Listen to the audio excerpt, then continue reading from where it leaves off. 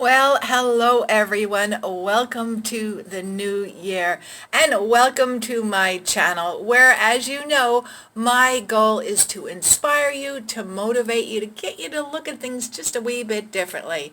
And today I thought I would just have a general chit chat. On my agenda is I'd like to show you my library. I've got a couple of tips for you and my thoughts on New Year's resolution. Well, as you can see, I am outside on my balcony, and while I'm here, I thought I would also show you some of my plants because unlike the rest of the world, this is the time of the year when really I can grow practically anything. And if anything, there's just too much sun and you just have to be careful where you place everything. But behind me here is just a selection of plants. I grow quite a few herbs, which I like cooking with. This is not a herb, this is a Mexican red flower, I believe it's called, or Mexican rose. It's supposed to have red flowers, but as you can clearly see, I don't know why I can't get any red flowers on it. It is being fed. It might need direct sunlight, but I like it. And then there is this oregano, which as you can see, it grows really, really well. It's quite fibrous. It's almost like a succulent. And I use that in when I make Greek food. Next here is cinnamon.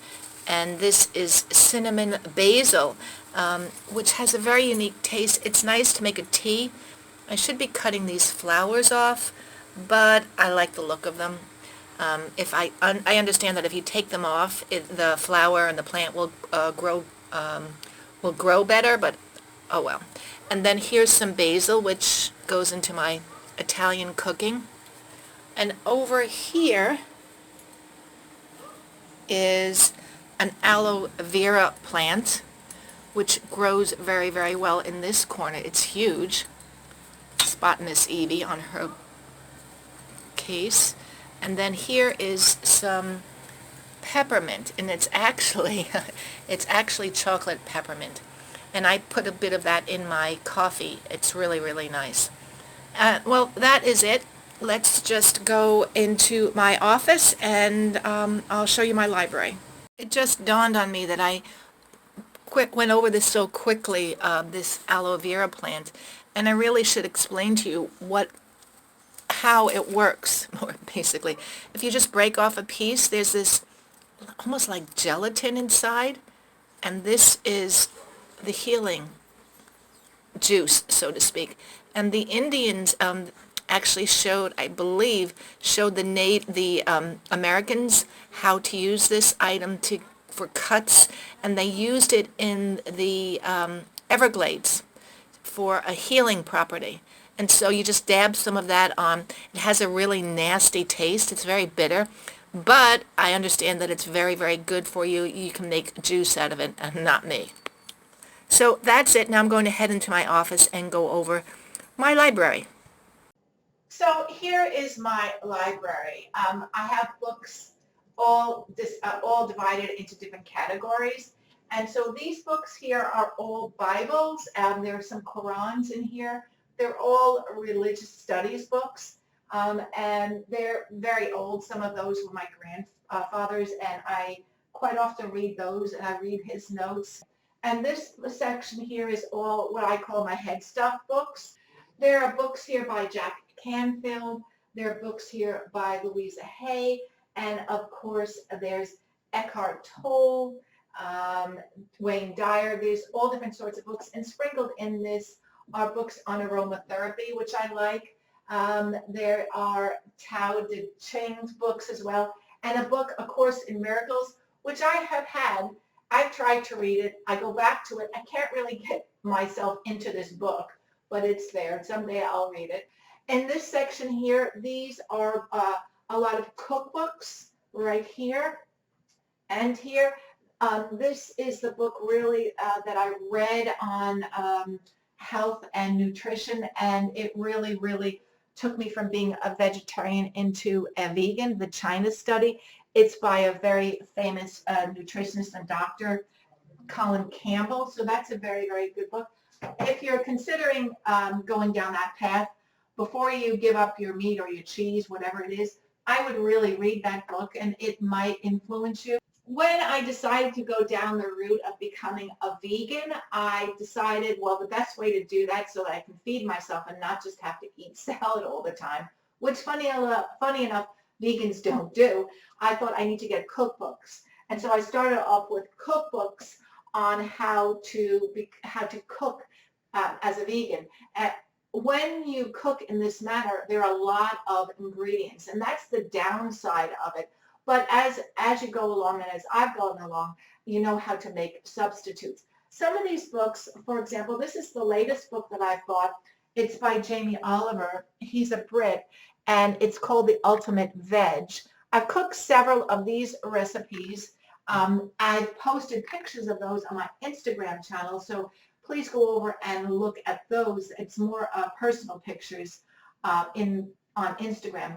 But being a vegan for so long, you learn how to make substitutes. So although this is just a vegetable book with cheeses and eggs, you've just learned how to make substitutes and what to use. Of course, these are my crystals, which I do use, crystal bowls, crystal vases. I have dictionaries, which I like, and my office supplies.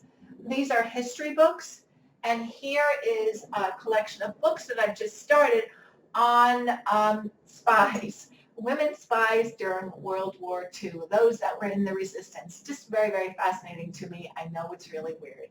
And then the final end here, which you can't see really, are all design books, house design books and elements inside your home. So this is my collection of books, my library. I also, as you can see, have areas for my business and my business supplies.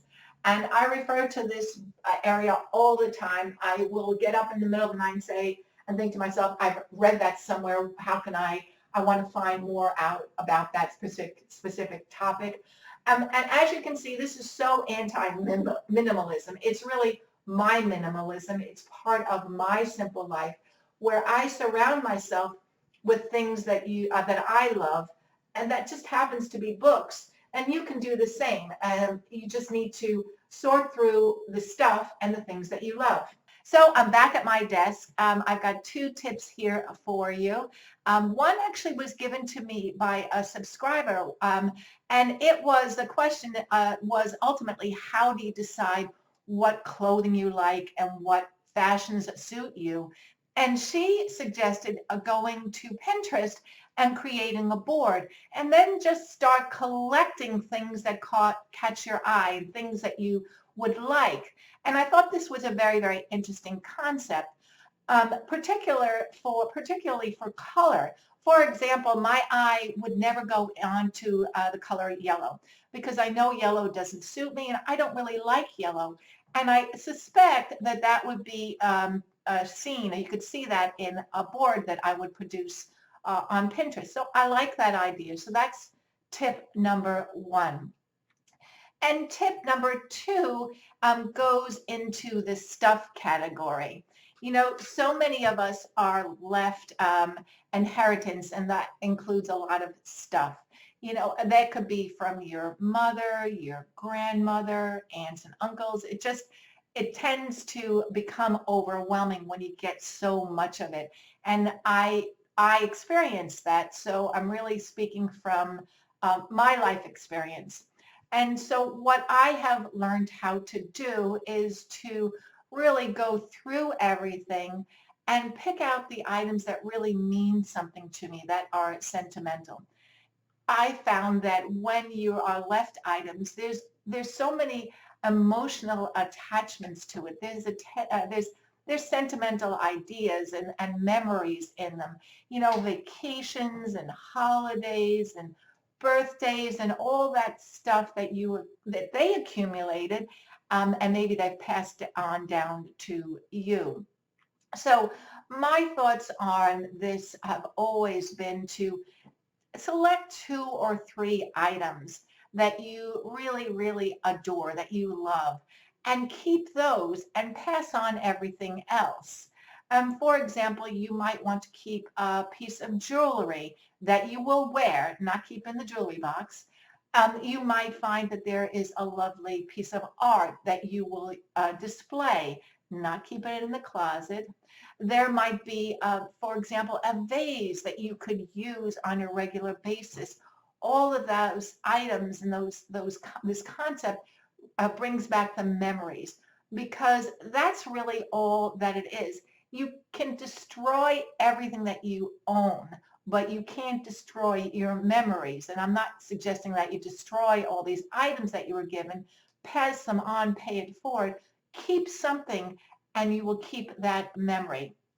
Now, I also did a video, a long time ago, about what to do with old photographs. And I'll put that link right here. You might want to watch that because it'll help you deal with photographs, because Lord knows we all have a lot of photographs.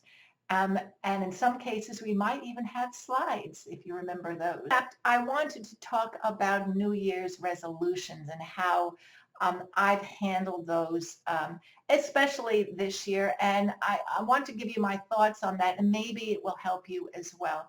I, I don't think that much is going to change in terms of COVID. And so acceptance is the right word. We just have to go with the flow. And as I head into this new year, and I'm hoping as you head into this new year, my goal is just to stay safe, to stay healthy, to eat correctly, to exercise, to turn off the noise, i.e. the television and all that chatter in your head or in my head, and go forward. And just be mindful of everything that's around me. Surround myself, and please do the same. Surround yourself with the things that you love, and the things that and people that bring you joy. This was a long video. It had many parts, but I hope you've enjoyed it. If you like this type of video where I can give you a little bit more of an inner feeling of me, well, please just let me know, and I might consider doing them, say, once a month, once a quarter. I wish everyone a good week. Stay safe from me down here in South Florida. Toodles.